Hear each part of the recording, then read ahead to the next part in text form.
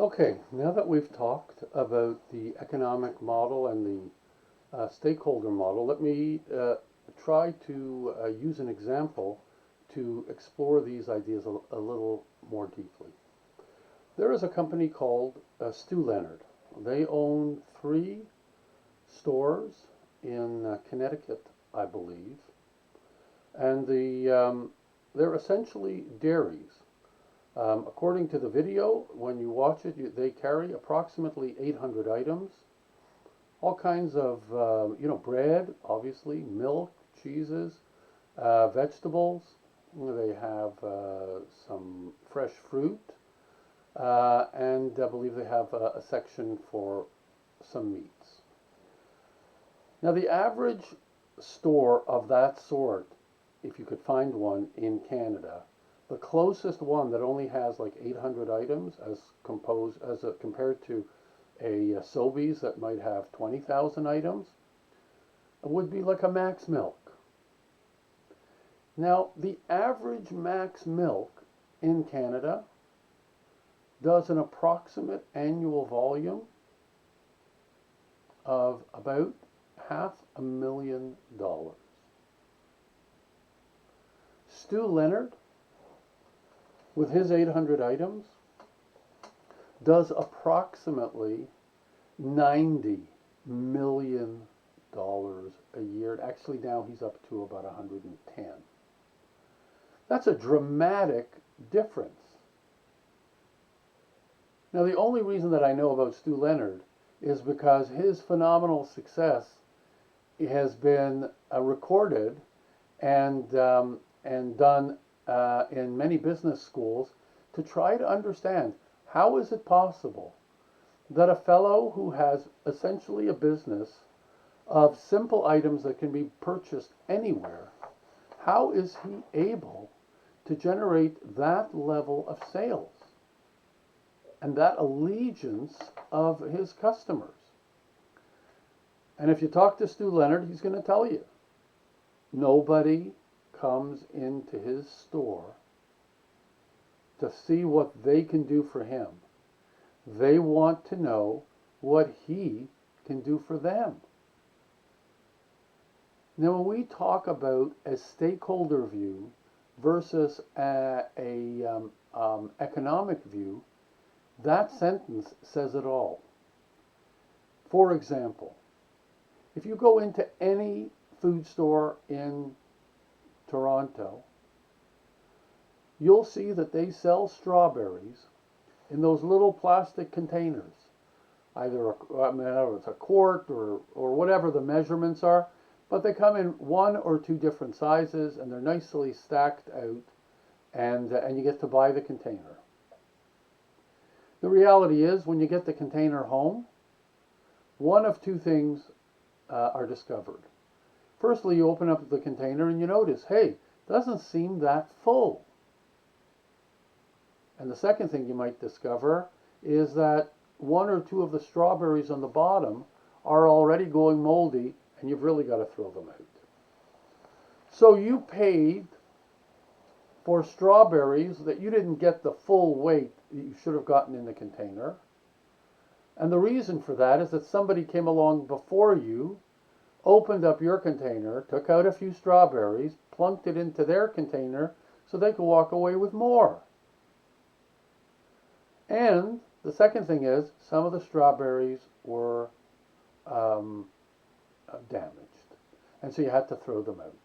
So you lose on two counts, and as a customer, you are not happy about that. Stew Leonard had exactly the same situation. They used to take the strawberries that they'd get from the farmers, put them into little quart containers, put them out, and the customers complained to him. But he listened to them. And he said, okay, you guys want to buy the strawberries just fresh off the pile? Pick each one that you want. Go for it. And according to his own information, his strawberry sales went from 15,000 pounds a week to 30,000 pounds a week. He doubled his sales. Didn't change the strawberries, didn't change the product, but people bought more because they were able to choose what they wanted. This is so critical. If you're a stakeholder manager, then you're listening to what your customers are saying, in addition to your employees and the environment. But in this case, it's clearly a message about the employees. So when we talk about corporate social responsibility, we're talking about who takes responsibility for this relationship. Who has the moral responsibility? And that person has got to be you. Because you're the one who can make things happen. You can call the shots as the manager.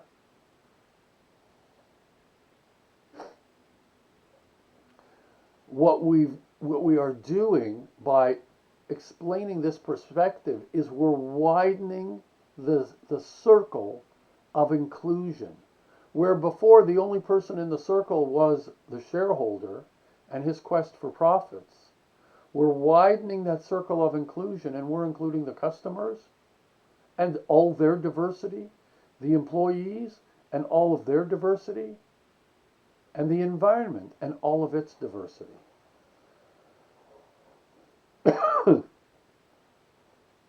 And so what happens is we totally change the paradigm and the way that we do business by taking that stakeholder model and making it part of our strategic approach to management. Let's take a look at, just by way of example, the Coca-Cola story that I told you about several weeks ago. Coca-Cola felt that they were losing market share to Pepsi, and they were trying to ascertain what was wrong. And they did the rational, logical thing.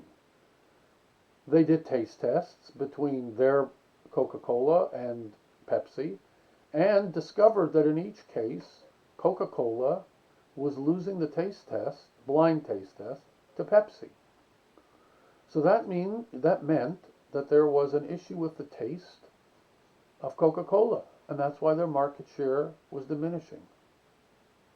They reformulated the Coke, and they rebranded it. They called it the New Coke, and they launched this new brand, fully expecting people to drink it and love it and win over some giant portion of the Pepsi clientele.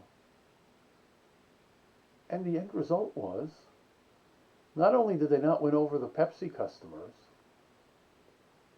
they lost their own customers to the tune of about $300 million in just the first 3 or 4 weeks. How did that happen? How is that possible? If we see that we're losing a market share to Pepsi, and we discover that essentially, since they're both drinks, they both come in the same containers, it's got to be the difference is the taste. We made the same taste as Pepsi's got.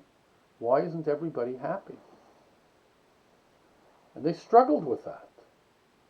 And the reason they struggled with it is because they were very deeply inside the box. The walls that they had placed around their thinking and their decision making were constraining them to only see taste as the central issue, instead of pushing the walls of the box back a little and trying to understand that the experience of drinking a Coke was more than the taste, that there was an association to lifestyle and to comfort food and to all of these psychological things that Coca-Cola completely didn't even look at. And remember, these are highly, highly paid, multi-million-dollar executives. How did you guys miss that? Well, they missed it so that we could talk about it here and try to encourage you to not miss those points. You have got to draw the curtains back. You have got to be more inclusive in the way that you approach the management of the company that you're in order for you to see these things at all. Stew Leonard increased his strawberry sales by 50%, 100%, sorry, because he pulled the walls back. He didn't take the customer comments as just the grumblings of yet again some unsatisfied person. He took the grumblings of the customer as something that he could use as an opportunity to grow. And he does it several times. Had the same issue with fresh fish. So he built a fish bar. And he tripled his fish sales. So there's something to be learned. Now what's interesting is, since you are probably listening to me and thinking, oh, this is like so obvious, well, take a look around. Go into Toronto, go into any of the food stores in Toronto and take a look at how they sell the strawberries. Now, all the things that Stew Leonard did, nothing's hidden. Anybody can drive down to his store and take a look at a guy who's doing $110 million a year out of what is essentially a max milk.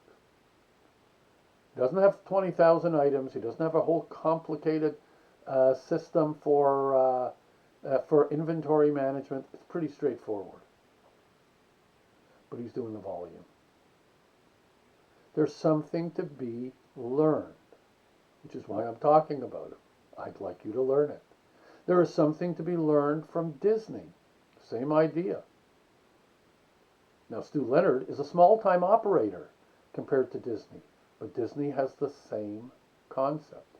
They want the customer to be happy. It changes your perspective in the business if you're trying to deliver happiness to a customer or an exciting ride to a customer. It's not the same.